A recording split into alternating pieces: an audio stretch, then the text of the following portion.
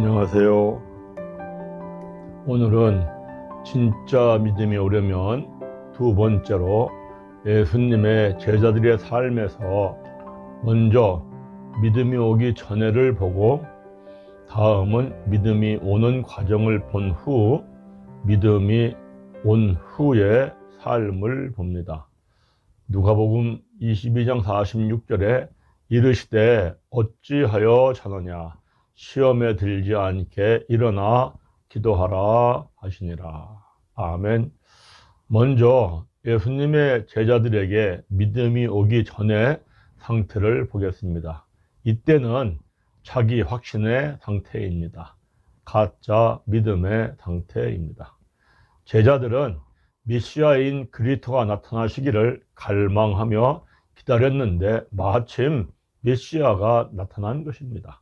그래서 제자들이 예수님이 자기들이 기다리던 메시아인 그리스도인 것을 확인하는 말씀이 요한복음 1장에 자세하고 구체적으로 나옵니다. 요한복음 1장에 보면 1절부터 18절까지는 이 땅에 나타나신 예수님에 대하여 말씀합니다. 그 다음에 19절부터 28절까지는 세례 요한이 세례를 베푸는 요단강가에 서 계신 예수님을 말씀합니다. 그리고 29절에 이튿날이라는 단어가 처음 나오기 전인 19절부터 28절까지는 예수님의 공생애가 시작되는 첫째 날이라고 할 수 있습니다. 그 다음 예수님의 공생애 둘째 날인 29절의 이튿날은 세례 요한이 예수님께 세례를 베푸신 후 예수님이 하나님의 아들이심을 증언합니다. 그 다음 공생의 셋째 날인 35절에 또 이튿날은 세례 요한의 두 제자인 안드레와 빌립이 거리에 거니시는 예수님을 만나서 예수님의 집에까지 가서 예수님이 메시아인 것을 먼저 확인합니다. 그 다음에 안드레는 자기의 형인 시몬 게바라 하는 베드로를 데리고 와서 확인합니다. 그 다음 공생의 넷째 날인 43절의 이튿날은 빌립이 자기의 친구 나다네엘을 예수님께 데리고 와서 확인합니다. 이토록 제자들이 거듭 확인합니다. 그 후 예수님께서는 여러 회당에서 말씀을 가르치시며 귀신 들린 자에게서 귀신을 쫓아내고 시몬의 집에 들어가서 중한 열병으로 앓고 있는 베드로의 장모를 고칩니다. 그리고 사람들이 온갖 병자들을 예수님께 데리고 오매 예수님께서 일일이 그 위에 손을 얹으사 병을 고치십니다.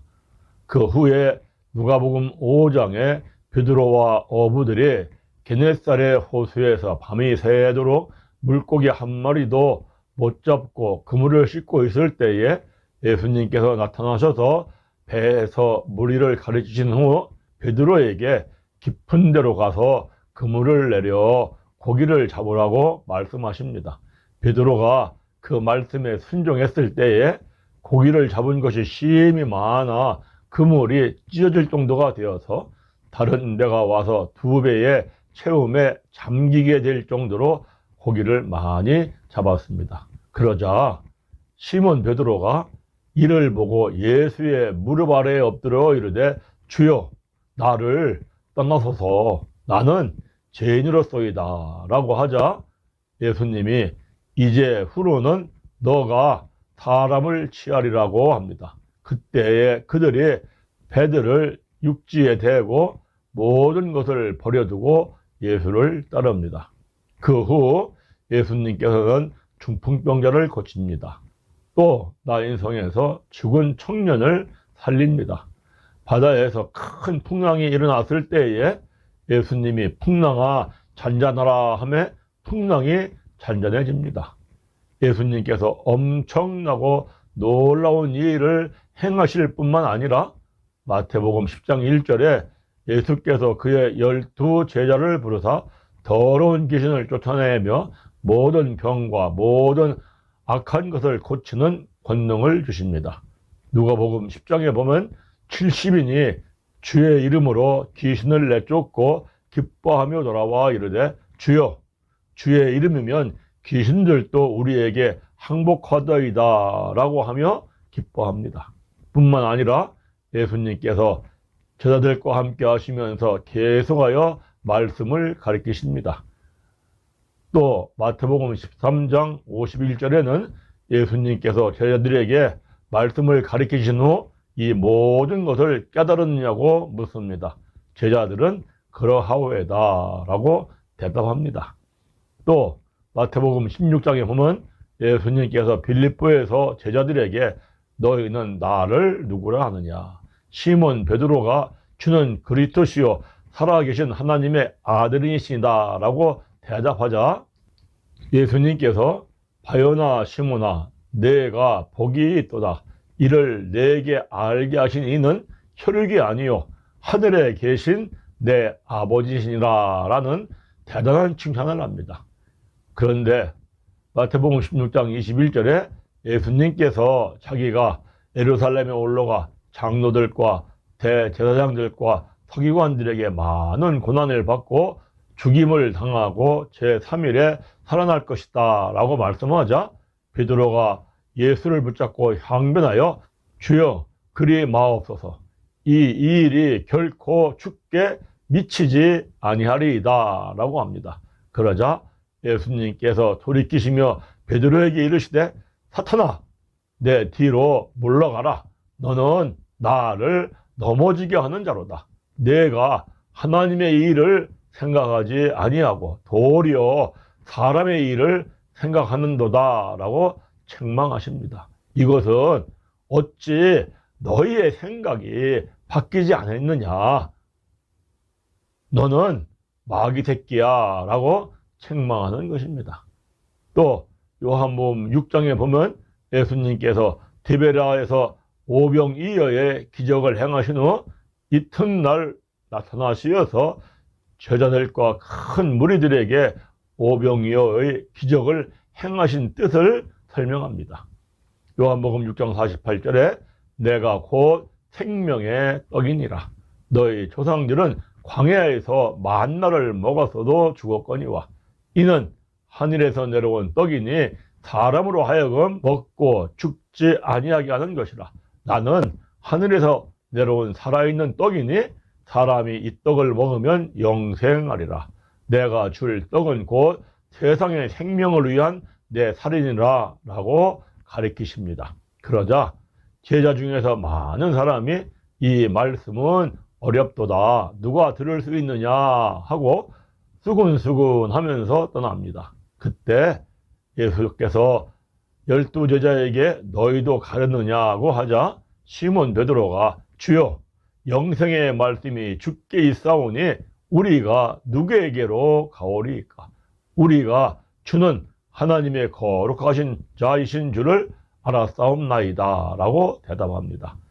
그런데 이때의 제자들의 영적 상태에 대하여 마가복음 6장 52절에 이는 그들이 그 떡 되시던 일을 깨닫지 못하고 도리어 그 마음이 둔하여졌음이니라 라고 말씀합니다. 또 마태복음 26장 31절에 예수께서 십자가에서 죽고 3일 만에 살아나실 것을 앞에 놓고 제자들에게 오늘 밤에 너희가 다 나를 버리고 흩어지리라고 말씀하시자 베드로가 대답하여 이르되 주여 모두 주를 버릴지라도 나는 결코 버리지 아니하겠나이다 라고 큰 소리칩니다. 그러나 그날 밤에 제자들은 도망을 가고 베드로는 대제사장의 뜰에서 계집종 앞에서 비굴하게 3번이나 예수님을 모른다고 부인합니다. 예수님을 따라다니는 제자들이 겉모습을 보면 모든 재산을 버리고 따라다닙니다. 그들도 주의 이름의 권세와 능력을 받아서 귀신을 쫓아냅니다. 또 예수님께서 말씀을 가르치신 후 너희는 깨달았느냐라고 물으면 그러하오에다. 다른 사람들은 주님의 가르침이 어려워서 떠났다고 할지라도 우리들은 다 압니다 라고 대답합니다. 그런데 실상은 예수님의 가르치는 말씀을 깨닫지도 못합니다. 또 예수님께서 사탄아 물러가라고 할 정도로 너희는 마귀 새끼이다 라는 책망을 받습니다. 그리고 죽을지언정 예수님을 버리고 떠나지 않겠나이다 라고 했는데 막상 예수님이 붙잡히시니까 예수님을 모른다고 부인하면서 도망을 갑니다. 어떻게 이럴 수가 있습니까? 이것은 제자들이 예수님을 따라다니면서 끊임없이 마태복음 18장 1절에 그때에 제자들이 예수께 나와 이르되 천국에서는 누가 크니까 라고 다툽니다.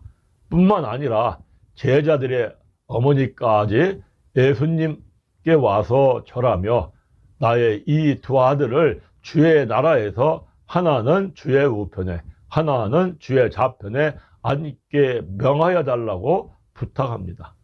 여기까지는 설령 제자들이 모든 재산을 버리고 예수님을 믿고 따라다니고 주님의 이름으로 권세와 능력으로 귀신을 쫓아내고 하는 등등을 보면 겉으로는 대단한 것 같을지라도 여기까지는 제자들에게 믿음이 오기 전까지의 상태입니다. 그들의 믿음은 믿음이 아니라 자기 확신이며 그것은 가짜 믿음인 것입니다. 다음은 제자들에게 믿음이 오는 과정입니다. 여기에서 중요한 것은 제자들이 예수님의 십자가의 죽음과 부활을 체험하는 것입니다. 막상 예수님이 십자가에서 죽었을 때 죽음 앞에 선 제자들이 엄청난 충격을 받습니다. 누구나 사람은 죽음 앞에 서면 인생은 헛되고 아무것도 아니라는 것을 깨닫습니다. 또 인생이 참 짧구나. 이 초로와 같은 인생과 비교할 수 없는 영생을 생각하며 반드시 죽은 후에는 천국에 가서 영원토록 기쁘게 살아야 한다는 것을 다짐합니다. 그런데 십자가에서 죽은 예수님이 부활하신 것입니다. 부활? 그 누구도 상상치 못한 창세 이후 지금까지 역사상에 결코 한 번도 없었던 일이 일어난 것입니다. 제자들에게 또 한 번의 놀랄만한 충격, 얼마나 충격이 컸겠습니까? 그런데 공생의 기간 동안 함께 먹고 자며 다니면서 눈만 뜨면 보았던 예수님이신데 제자들이 부활하신 그리스도를 전혀 알아보지 못합니다. 그것도 제자들에게는 엄청난 충격입니다. 그 후 부활하신 예수님께서 40일 동안 제자들에게 하나님의 나라의 일을 가르치십니다. 그리고 승천하실 때에 누가복음 24장 49절에 볼지어다 내가 아버지께서 약속하신 것을 너희에게 보내리니 너희는 의로부터 능력이 입혀질 때까지 이 성에 머물라 하십니다. 사도행전 1장 8절에 오직 성령이 너희에게 임하시면 너희가 권능을 받고 예루살렘과 온 유다와 사마리아와 땅 끝까지 이르러 내 증인이 되리라 라고 말씀하신 후 승천하십니다. 그 후 제자들은 마가다락방에 돌아와서 주님께서 보내주신 약속하신 성령의 능력과 성령의 권능을 받기 위하여 오로지 기도에 힘쓰더라 라는 말씀처럼 제자들은 목숨 걸고 생명 걸고 힘써서 기도합니다. 그렇게 힘써서 10일 동안 기도했을 때에 사도행전 2장 1절 오순절날이 이름에 그들이 다 같이 한 곳에 모였더니 그들이 다 성령의 충만함을 받고 성령이 말하게 하심을 따라 다른 언어들로 말하기를 시작하니라 라는 말씀처럼 성령이 충만해졌습니다. 여기까지가 제자들에게 믿음이 오는 과정으로 때가 참에 믿음이 온 것입니다.